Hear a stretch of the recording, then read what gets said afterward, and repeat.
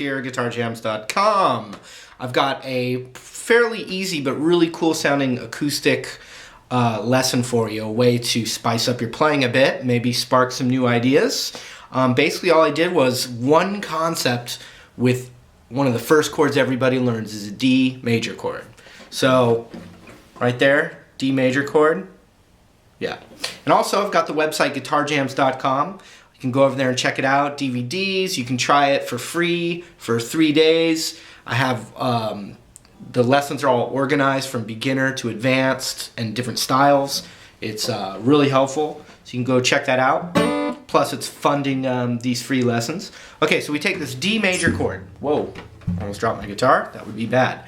So a D major chord, right? And this is a concept I have in other videos, but if you move that, just the notes that your fingers are on, if I moved it up a whole step, it's an E major chord. It actually goes up a letter.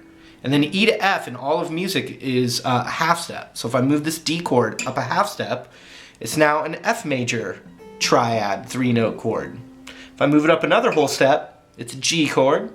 Another whole step, it's an A chord. Another whole step, it's a B chord.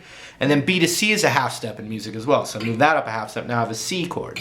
So you can substitute your regular chords with this D shape, and it's really great when you're playing with another guitar player. Like if one guy's playing this G chord right here, you could take this D chord, D, E, half step to F, whole step to G, and I can play this one instead.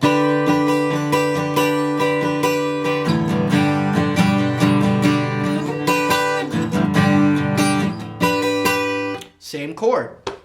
And they complement each other really well. But here's a little kind of embellishment concept off of that. So if I took this D chord, and this is also going to be called a D inversion. You can play this instead of a D chord. What I'm going to do is we're not even going to play the high E right now. We're not going to worry about it. We're going to take our middle finger and we're going to put it on the 3rd fret of the B string. Just fooling around with you. Then index is going to go on the 2nd fret. Really pay attention to the fingers. Middle on the 3rd of the B, index on the 2nd of the G. Those two notes are the same from the D chord. But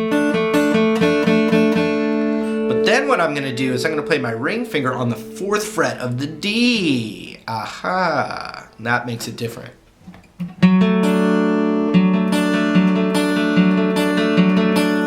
So we're not playing the root in the bass anymore. And if you don't know what that means, don't worry about it. It's just a cool D chord. But then what I like to do is instead of just with my index finger playing the 2nd fret of the G, I'm just going to kind of bar this little cluster here of the, you know, high E, B, G, and D. And I get my middle finger right there. And then what I can do, that enables me to hammer.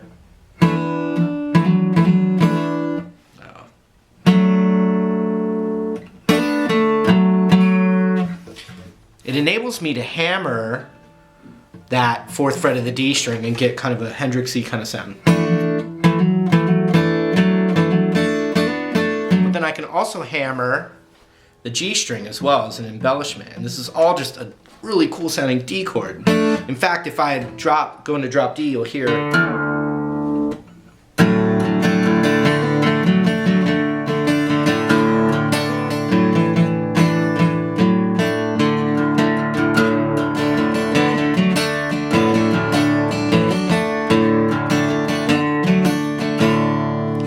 And when you're barring it, you can get the high E in there. You can add your pinky right here to the 5th.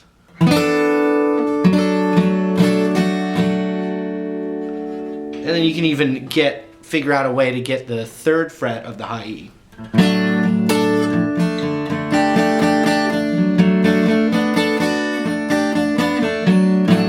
But look, if I take that concept with the D chord, and then I move it up to where, let's say my index finger's on the 7th fret, middle's on the 8th, ring's on the 9th. For the G chord, and then up a whole step for the A chord, now you have just the basic 1-4-5, but with really cool sounds, all right? So I'll do one time, just, you know, basic concept. So we got D,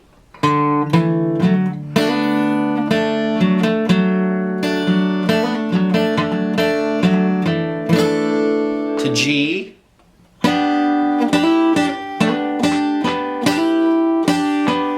Back to D maybe.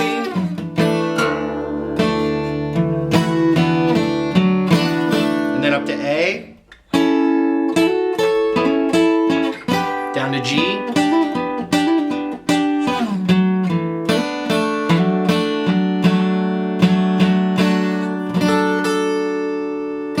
Let me zoom in and I'll just, so you can just kind of look at what I'm doing. I'm just improvising, but like taking very easy basic chords and making them way more expensive sounding, as I've used in old videos. So here we go, check this out.